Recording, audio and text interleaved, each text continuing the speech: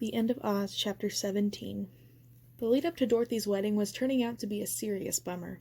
Madison wouldn't speak to me, and Knox and Lang were barely talking either. They'd almost gotten in a fistfight over some stupid argument about who got to have which knife.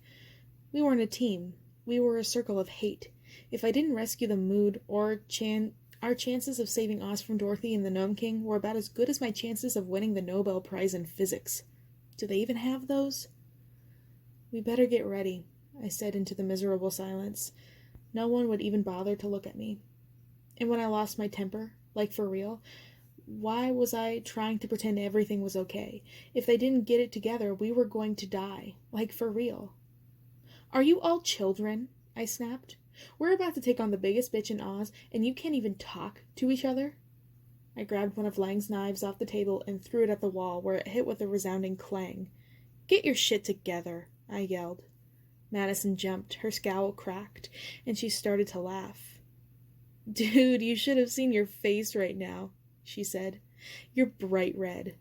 "I'm fucking pissed," I yelled, and then I began to laugh too. A second later, Knox and Lang joined in. Lang's beetle servants might have thought we were all nuts, but the laughter relieved the tension, and we finally stopped. The air felt lighter. "I have your disguises," Lang said, wiping tears from her eyes. She wasn't going to apologize, and neither was Knox, but they finally seemed willing to let the argument go at least. She snapped her fingers, and one of her beetles scuttered forward. It showed us down a hallway I hadn't noticed before to a huge room lined with mirrors and piles of clothing stacked in a long bench. Madison stripped out of her jeans and sparkly t-shirt and I stepped out of my borrowed clothes. "Whoa," Madison said. "Where did you even get this stuff?" Her long blonde hair hung down her back in loose bedhead waves, and her face, clear of 17 layers of lip gloss and foundation she typically applied, looked amazingly young and almost vulnerable. Madison, I suddenly realized, was actually pretty. "They're not clothes," I said. "They're costumes. Look." For Madison, there was a pair of tight leggings and a shirt covered with beautiful shimmering silver scales and an elaborate, delicate headdress that suggested some kind of glorious tropical fish. I touched the leggings and realized they were made of some light but incredibly strong metal. For me, Lang had provided a sleek, fiery orange bodysuit painted with red and gold scales that gleamed softly in the light. They were made of the same material as Madison's costume, flexible and almost weightless, but incredibly strong. A ribbed cape of thin, soft gold leather hooked onto the bodysuit at my shoulders and wrists and spread out like wings. The coolest part was the mask. A gold head shaped like a dragon with fierce-looking ivory teeth showing in a snarl. As I put the mask on, it molded seamlessly to my face, the way Lang's silver mask did. I couldn't feel it at all, but when I touched my face, I felt how strong the material was. Our costumes weren't just costumes. They were armor. They fit perfectly. I had no idea if Lang had some kind of giant closet stuffed full of crazy outfits in all sizes, or if she'd used magic to create them. But the costumes were beautiful and practical. I felt like I was wearing my old fighting gear back in Oz. The costume had the same familiar, protective feel. We may not make it through Dorothy's wedding alive, but at least we looked good, and pretty badass, if I do say so myself. I took the mask off for now. Although it had molded to my face, it came off easily. I'd put it back on when we were underway. "Dude, you look amazing," Madison said, echoing my thoughts. "So do you," I replied. She fidgeted. "I'm sorry for yelling at you about all the Kansas stuff." "Forget it," I said, meaning it. "I know you want to go back. You have someone to fight for now. I get it. It's just that, like I said, it's not simple." "Dorothy just did the heel-clicking thing," Mad said, looking down at my boots. "Yeah, I don't think they work like that anymore. Dorothy's shoes weren't combat boots." I sighed. "I'm going to find a way to get you home. Mad, I promise, no matter what it takes." "What about you?" she asked. "Me? When you figure out how to get back, are you going to come too?" "I don't know," I said. She nodded. "I thought so." She paused as though she was trying to decide whether or not to say whatever she was thinking. "We're going to die out there, aren't we?" It wasn't really a question. I felt a fierce surge of protectiveness. I'm not going to let that happen, I said firmly. You're going home, Madison. Nobody's going to die except Dorothy. I said the words with such conviction that I almost convinced myself. And why not? I'd faced worse odds before and survived. Okay, maybe not worse, but definitely almost as bad. Besides, I was tough as hell, and so was Madison, so was Knox, and I was pretty sure, tough as we all were, Lang was to get together in spades. Despite the insane risk we were taking, we were stronger together. This is what I had trained for, sacrificed for. This was what Knox had worked his whole life for. This was all Lang wanted. Maybe, just maybe, we were going to make it. I'm going to find a way, I said again. As soon as this is over, we're going back to Kansas. Madison looked at me for a long time. Okay, she said. I'm going to hold you to that. I could tell the strength in my voice had reassured her. Back in Lang's main room, Knox's expression confirmed how good Mad and I looked. The tension between Knox and Lang seemed to have finally dissipated, and I said a silent prayer of relief.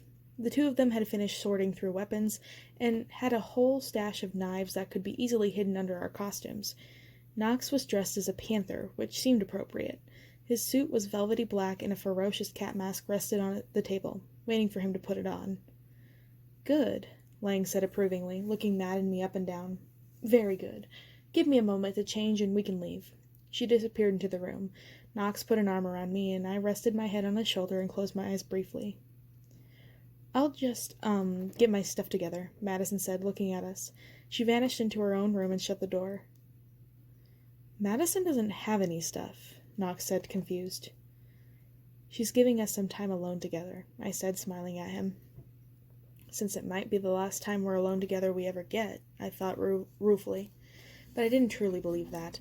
I hadn't come all this way to get killed underground at Dorothy's stupid wedding.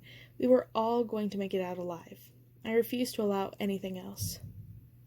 Oh, Knox said, understanding dawning on his face. Right. He took my hand absently, playing with my fingers. Even through our conversation was serious, a thrill ran through me. It was just my luck to find the person of my dreams in a war-torn world where I was in danger of losing him any minute, I thought.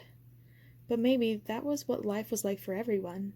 Okay, so people weren't literally on the verge of being killed all the time back in Kansas, but everyone around you was changing and growing all the time and turning into different people. When my mom had turned into an addict, she completely wiped out the kind, generous, tough single mom who defended me against people like Madison. And when Madison had had a kid and lost everything, she'd become a person almost unrecognizable from the queen bitch she used to be. No, that wasn't true. She still had her humor, only now that was on my side instead of working against me. Knox had changed, but he had only gotten better. He was a good guy with a moral compass that was fixed on north. And now he was my guy, with the same compass, but with a heart that was open to me. I squeezed my eyes shut again harder, as if by wishing fiercely enough I could airlift us out of this world and into a safe secret space of our own, where we could spend all of the time we wanted learning everything there was to know about each other. But I knew better. I'd known better all along. Falling in love with Knox hadn't changed why I had been brought to Oz, and it didn't change how much I wanted Oz to be free. And anyway, I knew Knox would never be happy with me if I asked him to choose. Oz was his home. It meant more to him than anything, more to him than I did. I couldn't fault him for it, and I couldn't ask him to give it up, even if I wanted to. What are you thinking? He asked softly. Nothing worth talking about, I said honestly. You can tell me anything, Amy. No, really, it's okay. I just wish I knew everyone else was safe. You know what it's like over there, he sighed. None of us have ever been safe. Not in years, anyway. They're tough. You saw them defeat Glinda. The Gnome King's been in Ev. I'm sure they're fine. They'll still be there when we get home. Home. That word again. The word that meant I had to choose, assuming I had the option. Was home here? Back with Lulu and Ozma and Gert and Mombi? Or was it in Kansas with my mom? I couldn't imagine going back to high school again, after all of this. The idea was so ridiculous I almost laughed, but there was so much of my own world I hadn't experienced. I'd never been outside Kansas. Well, except to Oz, but Paris sounded really good, too. Maybe a nice beach at the Bahamas. Maybe college. I'd killed the Cowardly Lion. Admission essays would be a breeze for that. There was so much I hadn't done. but Knox felt more like home than either Oz or Kansas, and if he was there, would I ever be happy in my own world? "What do you want?" I asked suddenly, lifting my head and looking at him. "When all of this is over, I mean. When we win and Dorothy's gone and the Gnome King is, well, wherever we put him, I guess, and Ozma's back in charge. What do you want to do then?" He was silent for a long time. "It's funny," he said finally. "I never thought about it until, I prompted. "Until I met you," he said simply. "Oh," I said, blushing. He smiled, squeezing my hand. "I lost my parents when I was just a kid. And Mombi, well, you know what she's like. I think in her own way she cared about me, but she wasn't much of a mother. She raised me to think about nothing other than fighting, then becoming the best, most powerful warrior I could. For a long time that seemed like the end goal in itself. Then I got stronger and stronger, and soon I was fighting all the time, and Dorothy was getting worse and worse, and it was just... things kept going like that. So I didn't have time to think about anything other than whether I was going to be alive the next morning to fight some more." "Like dominoes," I said. "Like what?" he asked, puzzled. "Oh, just a game we have in the other place," I said. "Little tiles. You can set them up so that if you knock one over, all the other ones... You know what, never mind." He laughed. "Okay, like that, I guess. And that was it for me for a long time. I didn't think about the future because deep down I assumed there wasn't going to be one. And deep down I was fine with that. If I died fighting Dorothy, I would have made the ultimate sacrifice. I could finally just rest, and I wouldn't have to feel like I'd failed Oz or the Order or Mombi or all the trainees I'd sent into the Emerald City knowing they were probably going to die too." The laughter was gone from his voice, and his eyes were haunted. "It wasn't just Melindra, Amy. So many people I sent to their deaths. So many of them were just children." "You can't think like that," I said urgently. "You can't, Knox. It's not your fault. It's Dorothy's. You didn't kill them. She did. Everyone who trains with the Order knows that what they're getting into. I knew that from the moment I agreed to help Mombi. They're the ones who keep telling me we're at war. I don't understand why you can't tell yourself the same thing." "Because they were my responsibility," he said roughly. "They were my charges, Amy. I trained them. Every one of them. I knew their names, their stories, their hopes and dreams. I might not have believed in the future, but every last one of them did, or they'd never join the Order." His pain was so raw and so apparent, I wished more than anything I could take it away from him. But I realized that was something I was learning, too. I couldn't change his feelings. I could tell him what I thought, but he had his own path to work through. All I could do was support him through it and hope that someday he learned to forgive himself. And that he realized he was caught in an impossible situation. "What if you'd run away?" I asked. "You'd hate yourself even more. You did the only thing you knew how to do, Knox. You did the only thing you knew how to do. Mombi brought you up to be a fighter, and you passed those skills to a whole generation of trainees. Not all of us are dead, remember?" He nodded, bringing my hand to his mouth. "You're tougher than you give yourself credit for, Amy." "Thanks, but I still would have died without what you taught me fighting and magic. Tough doesn't do much against Dorothy or her armies or the Lion, remember? I'm alive because of you, Knox. Not because you saved me, even though you have. We've saved each other. I'm alive because you're the one who taught me the skills I needed to survive. So is Lang. So is Melindra. So maybe you're doing better than you give yourself credit for, too. Okay?" He snorted softly. "Amy. Knox, I mean it. I'm not gonna hear any more of this shit about how everyone who died in Oz is your fault. It's the fault of the people who killed them, Knox, not Dorothy's fault. Deal?" He opened his mouth and shut it again, then shook his head. "I'm not there yet. I can't see it that way." "I can." "I know," he said. "And that's one of the things I love about you. You make me feel like there's a reason for me not to give in to death." That left me breathless. I didn't know what to say. What he was telling me now, I understood, was the most important thing another person had ever trusted me with. I felt like if I so much as breathed, I'd shatter what was blossoming between us, like the night-blooming turium he'd showed us what felt like a century ago. "That's the thing I want you to know," he said in a low voice. "At first, When you came to the Order, I wanted to push you out. I wanted to make you leave, because I could see it in you then, this goodness that you have, and I didn't want you anywhere near us. I was terrified I'd have to send you to your death before you were ready to, and one more untrained warrior on my conscience wouldn't have been too much. But it was more than that. You were different. You saw the world differently. When you looked at Oz, you saw what Dorothy had done, but you saw the beauty in it too. You knew what it was like to feel wonder, and I hadn't been around someone like that since I was just a child. Gert and Mombi knew it too.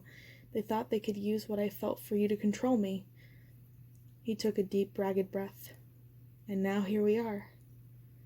I was so still, I realized I'd forgotten to breathe. Silence spread over us like a blanket, stealing us in our own private world in the middle of Lang's hideout. For this moment, this instant, it was just the two of us, and the way we felt about each other. This huge, beautiful thing I could never fully say out loud. I love you, I whispered. No matter how many times I said it, I knew I'd never get used to the feeling of the words in my mouth, the knowledge that it was true, that I'd never feel this way about anyone else again as long as I lived. And neither would he.